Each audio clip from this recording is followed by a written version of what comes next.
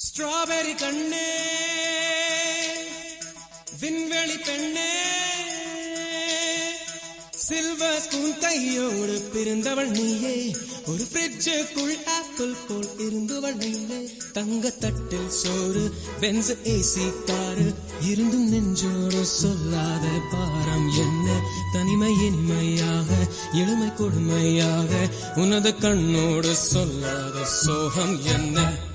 பெண்ணழகையும் பேரழகையும் எப்படி மறைத்தால் உன் கற்பனைகளின் அற்புதங்களை எப்படி எரித்தால் பிடிக்குமே வைத்தியம் பார்க்கவா வைத்தியம்